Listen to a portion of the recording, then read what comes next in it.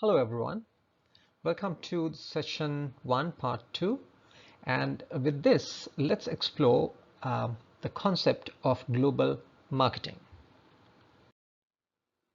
Alright, I'm sure that now you have got some insight into the world economy. It has changed and it is changing. It is very closely knitted together, unlike a few decades ago, so you cannot alienate individual markets from each other. Also, we can identify two distinct markets or market types in socialistic and capitalistic markets. And also we looked at a classification, and we used a classification given by the World Bank to classify different types of markets or to have an understanding about the development level of those markets. Right, now let's look at what is meant by marketing or global marketing. How can we put marketing in a very simplified way? Here I'm not going to put you through a huge definition, but let's look at a very simple understanding about how we can summarize what marketing is all about. It's a process of planning and executing few elements like pricing, promotion, and distribution of ideas, goods, or services to create exchanges that satisfy both parties involved, individuals and the organizations, the creator and the consumer. So remember two things. It's a process. That means there are few elements linked together. And also it's an exchange, a process of exchange, and to satisfy both parties. So when you look at global marketing, how can we summarize the practice of international or global marketing? Focusing resources on global market opportunities and threats. The main difference is the scope of activities, because your business, your marketing efforts are going to be outside your organization's native country. So the same marketing principles are applied to a wider market scope. So we spoke about marketing, what is meant by marketing. But why go global, or why go international? Some organizations choose to go to international markets whilst others don't. So what could be the key reason or key reasons to go international? Number one, we see it's growth. Growth, because then you have access to new markets. You have access to a larger pool of resources. So thereby your organization grows. Number two is survival. Survival against competitors. Your home market could be crowded with competition. You may have some advantage in a newer market, an untouched market. So number two reason is survival. Look at this. Importance of global marketing for different countries based companies. US based companies, 75% of sales potential is outside the US. For Japanese companies, 85% of their sales or the revenues come from outside Japan. For European companies, 94% of potential is outside the EU. So you can see the amount of revenues that are generated outside their home country or the home region is one key reason that could be driving these organizations to go into international markets. Here I have given you a list of companies, US companies which have been acquired by foreign companies. Best Foods, for an example, is owned by UK. Burger King, the fast food chain, is owned by UK.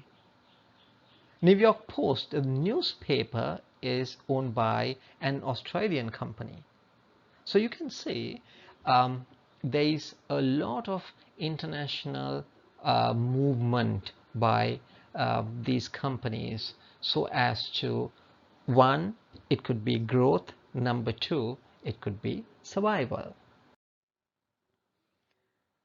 These big emerging markets like China, India, Indonesia, South Korea, Brazil, Mexico, so we name some of them as BRIC countries, but apart from BRIC countries, you have other emerging markets like Mexico, Argentina, South Africa, or Poland, now Turkey.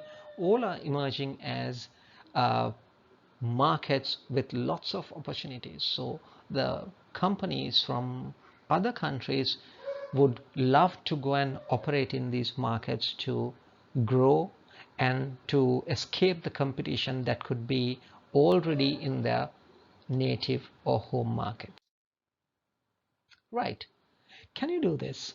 Of course, this is designed as a group activity in the class, but since you all are accessing these videos individually, just think for a moment your first experience of visiting another country, your first time you went out of your home country and landed in an alien country. What did you see as different or strange? Did you notice anything? Did those people behave differently, speak differently? If so, if you did notice these changes, how did you overcome these challenges, or how did you cope up with the changes? Take a moment and think for yourself. So that should make you understand, when you go international as a marketing manager, an organization, you will face differences. You will face people, organizations, entities which behave differently than your home country people or organizations in your native country. All right, welcome back after a little pause to think about your first trip outside your home country. If you recall, in my first video, I told you that I would be including some fundamentals of marketing within these topics, so especially those who are not really familiar with marketing can understand what we are talking about here, and also as a recap for others. So answer this question: what is marketing? I'm sure when you're small, your mother, father, uncles, aunts would have said, I'm going marketing, we are going marketing. In effect, what they meant was that they are going to the shop or to the supermarket. And also, I'm sure you will appreciate the fact that there is quite a wide notion in the market amongst most people that when you say marketing, it means selling and advertising. But I would say no,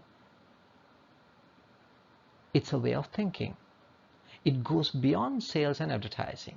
It's a mindset where the organizations put the customer before anything else. That's where marketers talk about customer is king or queen. Without customers, why should the organization exist? There is no reason, there is no rationale. I have included here two definitions. First one is by Dr. Philip Kotler. He says, marketing is a social process by which individuals and groups obtain what they need and want through creating and exchanging products and value with others. Well, let's look at a more a simpler definition which was given by the Chartered Institute of Marketing UK. Marketing is a management process, again the word process, that identifies, anticipates and satisfies customer requirements profitably. Satisfies customer requirements. And now, in fact, we have an addition to this. So the definition goes, satisfies customer requirements profitably and in a socially acceptable manner. So therefore, you can see even the definition keeps on evolving. Marketing keeps on evolving. So the key words or phrases that I want you to focus or remember is that it's a management process and it's an exchange process. So we can safely say that marketing is a process of planning and executing some product conception, its pricing, the promotion and placement or distribution of ideas, goods and services to create exchanges that satisfy both parties.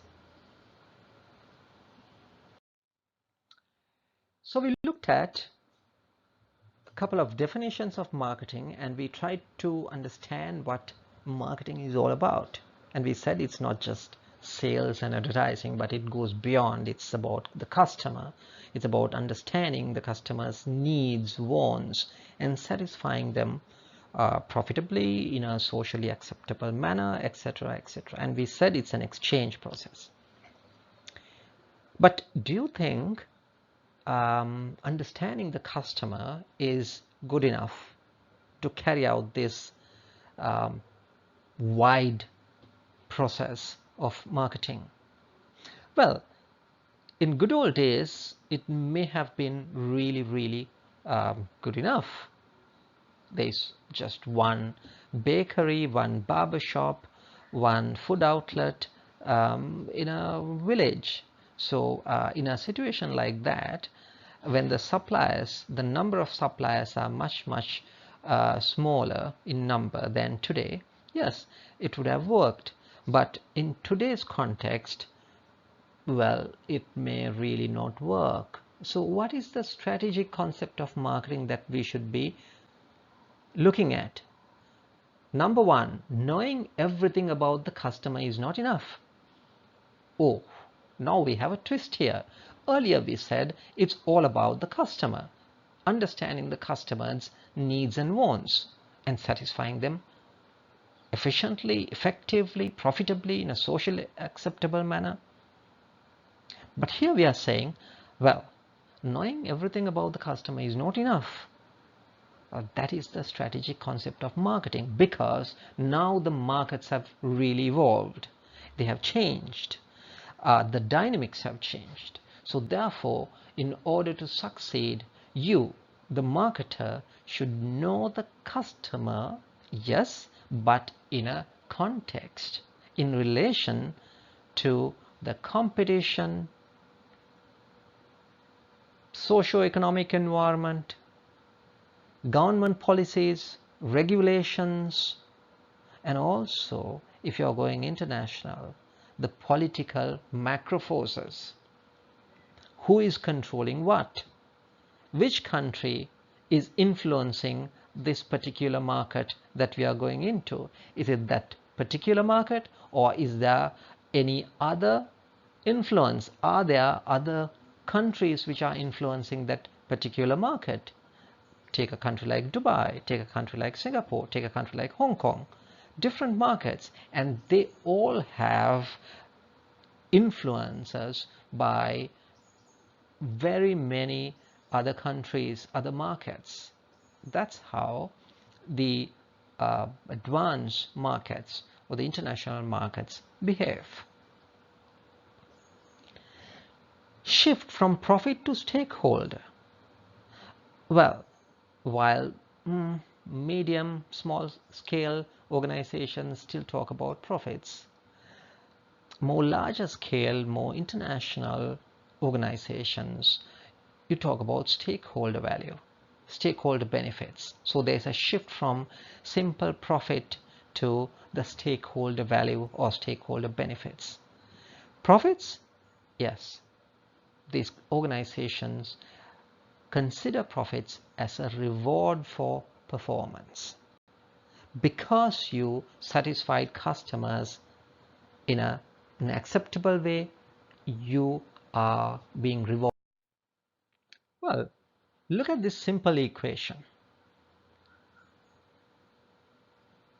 Value equals benefits divided by price. Of course, you cannot come to a conclusion with this, but today we are talking about customer value, value that is given to a customer, the derived value. So how does the customer see that value? Through the perceived benefits minus the perceived cost of acquisition of this service or the goods. So the perceived benefits, meaning from the point of view of the customer, what is the benefit? What level of benefits have you given them?